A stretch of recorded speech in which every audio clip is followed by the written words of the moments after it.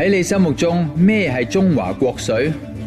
能夠征服幾十層樓高嘅絕技，經得起接近300度高溫嘅功夫，應用喺人體超過數千年嘅學問，究竟香港人點樣令到呢啲國粹成為世界第一？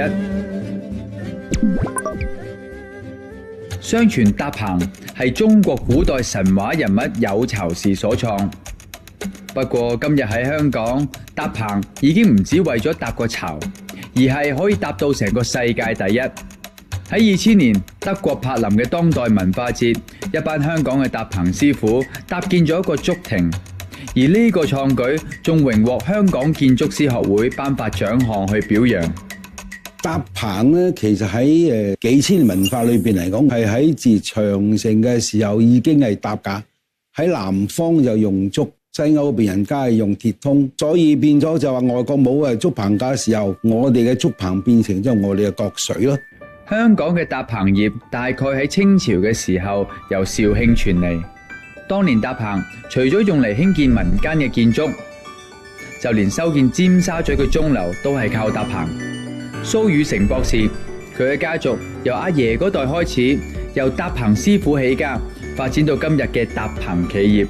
隨住香港起飛，佢將搭棚嘅技巧同埋結構不斷升華，去配合唔同嘅高度、唔同形狀嘅建築物。我係搭棚世家第3代，我阿爺咧就1929年就攞香港去做搭棚噶啦。咁我哋係出自係廣東嘅肇慶高腰，而嗰個地方咧係比較上係貧瘠啲嘅，係生產啲竹。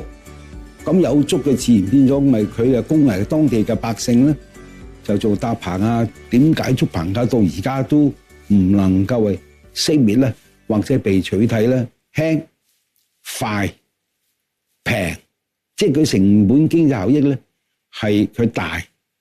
咁所以咪喺香港呢個bamboo scaffold 咧係有推廣同埋生存到咧。總之就話喺唔同地方棚架都有變化有演變。咁我哋喺南方，我哋係香港人，咁啊跟翻我哋香港適應嘅棚架嚟做。